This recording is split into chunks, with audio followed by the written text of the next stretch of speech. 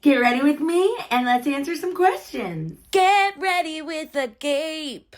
It's been a while since I've done one of these, so I figured I would do a little get ready with me and answer some of the questions that I get a lot. All right, let's do it. One of the biggest questions that I get is, how has my life changed since becoming a creator? Also, I'm putting on, this is the Smashbox primer. I love this. It really does like smooth everything out. So you can see I'm like almost done with it. How has my life changed? As many of you guys know, I used to work in corporate America for very long. I did outside sales. I did outside medical sales for a couple different companies. The last one I was doing prenatal genetic sales. Yeah. I would say the biggest difference is honestly just like the whole like working thing. Like working a 9-to-5 corporate job versus what I do now is just, that part is kind of different, very different. And I think that was like one of the biggest things was like adjusting from like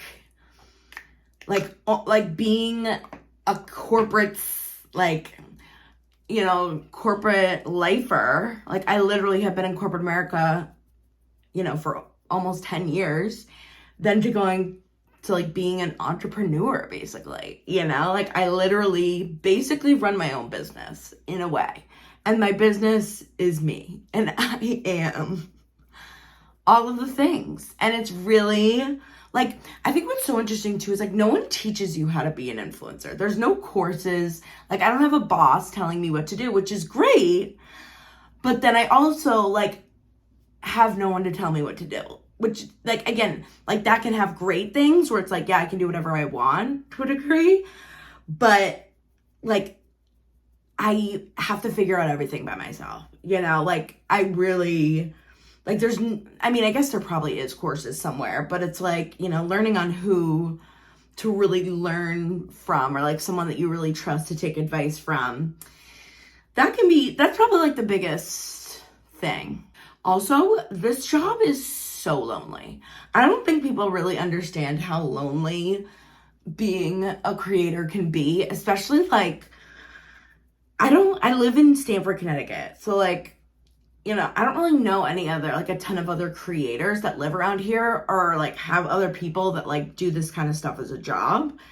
And James works your normal 9-to-5 job. So like 90% of the day, I'm by myself. I am alone in my house with no one. And that was always one nice thing in corporate America was like, you know, I always felt like I had someone I could talk to and call and be like, hey, what would you do in this scenario?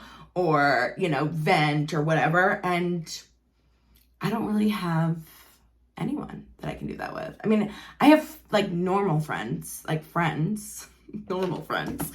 But, you know, I don't know. So that has been probably pretty, like, one of the more challenging things. But other than that, like, I feel like my life really has not really changed that much drastically, honestly, other than just figuring out what the fuck I'm doing. Also, for those who ask, like, how the hell do you make money? I was always so curious about this, and everyone is different. Every creator, influencer is different. There's always going to be, like, a different way and different streams of way that you can make money. But for me personally, most of my money, I would say over 50% of my money comes from TikTok. Oh, and this is what I use. I just use the Charlotte Tilbury Flawless Filter for like under my eyes and just like to brighten up a couple spots. Also, how you get paid in this world is so insane. Like there are no rules. I feel like every brand pays you differently in a different way on a different platform. Like there are some brands that I am still chasing payments from that I've done. Like we're in July. There's some like videos that I've done for some companies that still have yet to pay me from April.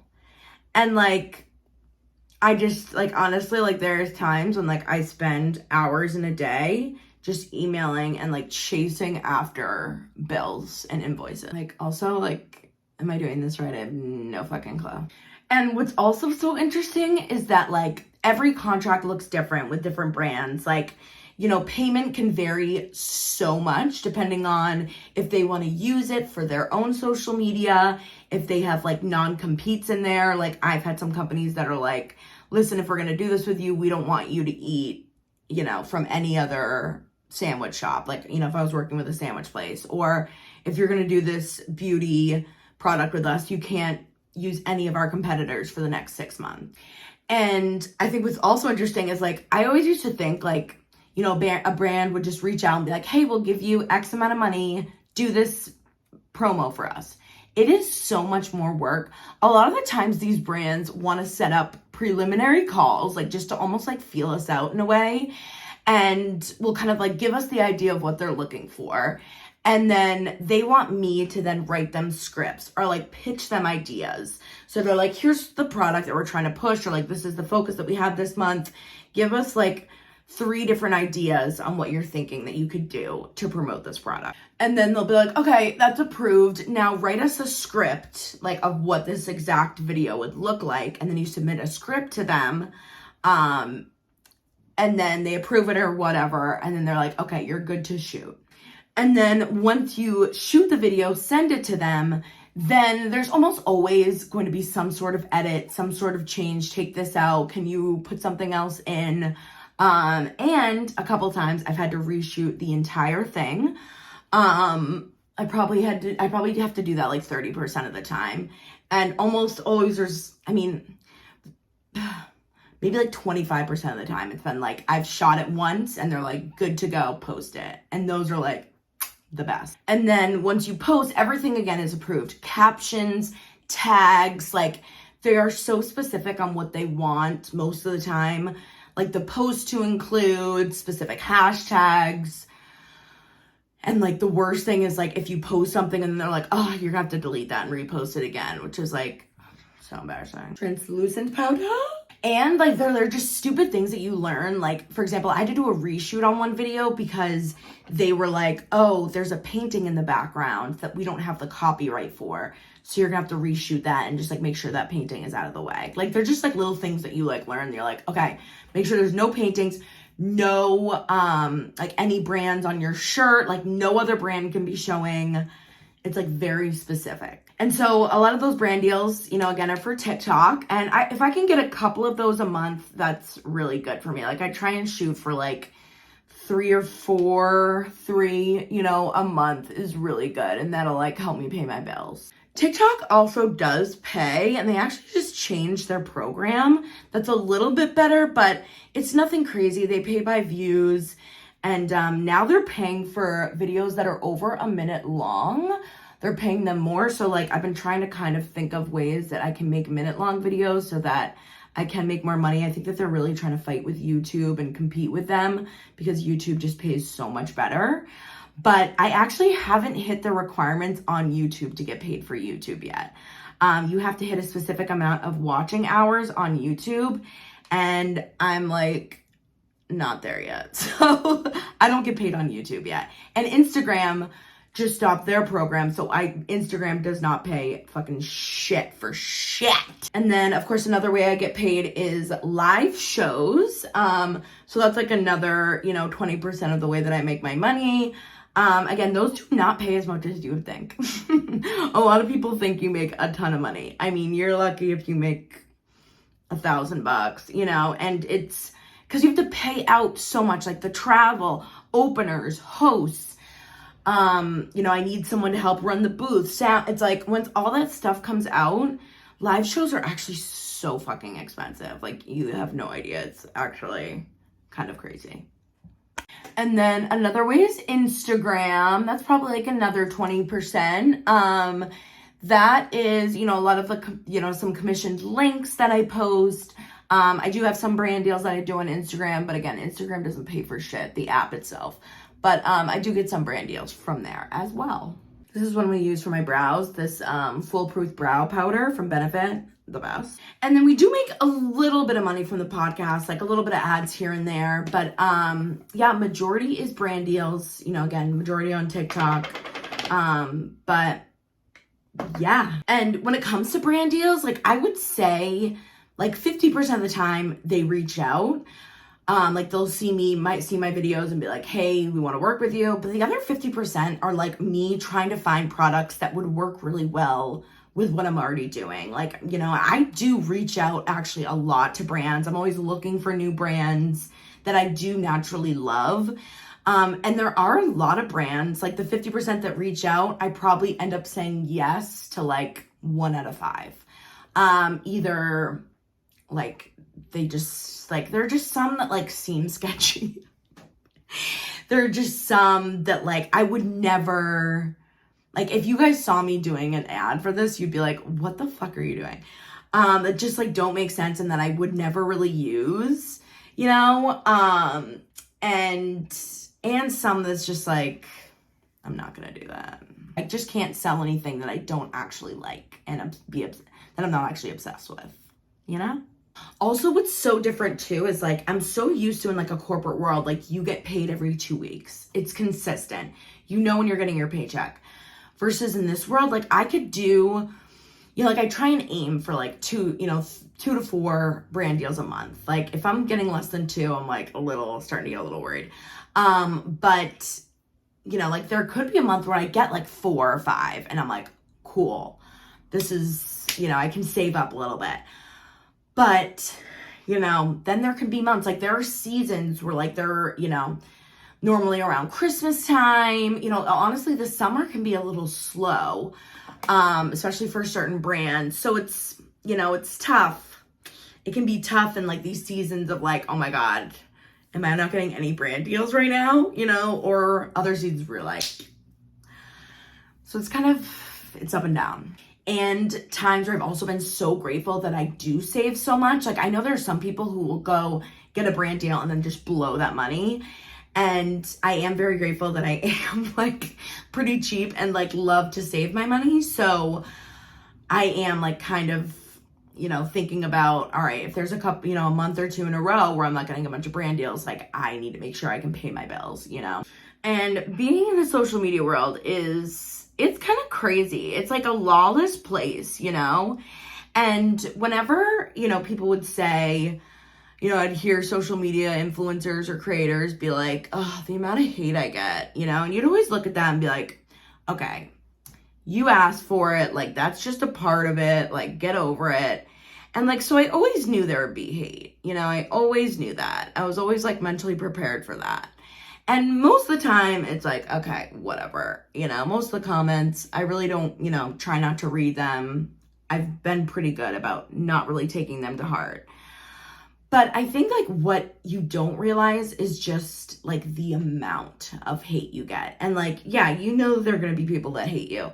But you don't prepare for like Reddit threads to be created about how much people hate you. Facebook groups where hundreds of people just shit on you.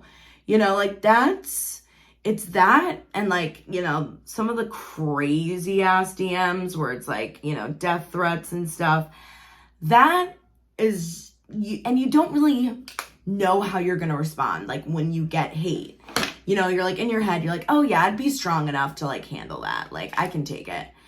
But then when you really do get these insane people, you're like, it's hard. It is hard to not take it personally. It really is. I have good days and I have bad days, but it's crazy. Like in what other world can you just have like thousands of people just telling you to like unalive yourself, you know? It's like crazy. It's like, okay, Sue. This Anastasia, the brow gel, obsessed. You just like put a little on. Obsessed. I have this little Morph palette that's like, I love these like goldish, brownish, just kind of natural tones. So I love this color. I'm gonna do this on my eyelid. And then to answer about the whole like Guinness thing, a lot of people always ask too, like, you know, I feel like I've answered this before, but about like how that all kind of went down. And basically, Guinness had kind of found me. I was obviously posting a lot on TikTok about the big mouth shit, and Guinness ended up reaching out to me and was like, hey, we'd love to see if you actually do have the record, because I was kind of like posting me like measuring it and being like, I think I might have it. And they were like, all right, let's see for real. And it just kind of took off from there. And they, you know, a lot of people ask if like Guinness pays. You do not get paid when you get an award. Like if you get a Guinness World Record, you do not get paid. You get a plaque and you get the award, and that's pretty much it. I would say the one really good thing though is obviously like it's helped me, you know, with just like having that title. It helps get brand deals. It helps with press. You know, like I have a lot of people that, you know, want to interview me because of the award. So now that I have this color like kind of all over the lid, I'm going to put this little sparkly like right just on the lower. Just so like a little bit of the sparkle. And it makes my eyes super green too, this color. Also, I'm obsessed with these Infallible. I literally have like 10 of these. Like I'm obsessed. They are like the perfect, they're a powder concealer.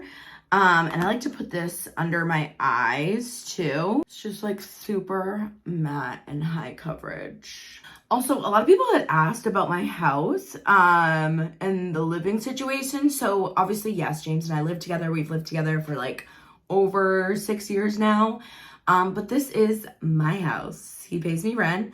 I bought this house when I was like, I think it was more like 24, 25. And the reason was because rent down here, oh my God, insane. Rent down here is insane. When I first moved to Stamford from Maine, I was like, the rent is like at least, I mean, this was even like 5-6 years ago, like for a studio was like $2,000. And I was like, okay, if I'm going to spend $2,000 a month, it better be going towards something. And luckily, I've always been a saver. I've saved my entire life. I've worked. I literally have never not worked. I've been working since I was like fucking 15. My parents made me get a work permit to work. So I've been a saver. And one of the best things that my parents ever did for me was, instead of gifts, when we were young, like for birthdays or Christmas or whatever, our parents, me and my brothers, gave us stocks. So by the time I was 13, you know, obviously we were like around the age of 13. Like when I started to go into middle school, my parents were like, okay, instead of gifts, we are going to give you $100, but you have to put it into stocks. And you can't touch it. After you're 18, you can do whatever you want with it, but you have to leave it in there. You can put it in any stock you want. So they're like, you can do your own research. You can pick whatever stock you want, but you have to invest it. And those were our gifts. And I remember at the time, it was like, this is the worst fucking shit ever. Like, I thought it was like my parents were the actual worst. But the companies that I chose to invest in when I was 13, after doing my research, I invested in Apple and Amazon. And those have done pretty well over the last 15 years. So I have my parents to thank for like half of my savings that helped me buy the house, because I kept them in there until I was like 25, until I went to buy the house. And that was like the down payment on my house, was my stocks that I had invested in my whole life. White eyeliner time. So I bought this house for dirt cheap. I also bought this house too in like a neighborhood that was like a little, you know, under the times, but it was close to the water. So I just had a feeling anything close to the water ends up being taken over. And I bought this house for like under 200,000, and it's probably doubled in what I could sell it for now if I wanted to. But it's still, this house is like 850 square feet. It's very small, 2-bedroom, 1 bath. But it's just what we need. Like, I can't imagine like moving anytime soon. Like, honestly, like I would stay here forever. Like, it's perfect. Okay, now this darker color, I'm just gonna put in right under the lid. just to finish off my eyes. And then probably the other biggest question that I get is about kids and like what we want to do. I'll be honest, you guys, I change my mind probably 500 times a day. I don't even know what I want. Like, I don't know. It like stresses me out even to think about it, to be honest. Okay, now I'm gonna add some blush and highlighter to finish her off. But I don't know. I just feel like if you're gonna have a kid, like you need to know 150% that you are ready for kids. And I'm just not there. And that's scary because I'm 33 and that's terrifying, yeah. I have this highlighter from Jaclyn. Like, look at that, gorgeous. It's like so pretty. It's like almost like a rose gold. And I'm just gonna, boop. It's crazy, like that amount. And maybe like a little in the bridge.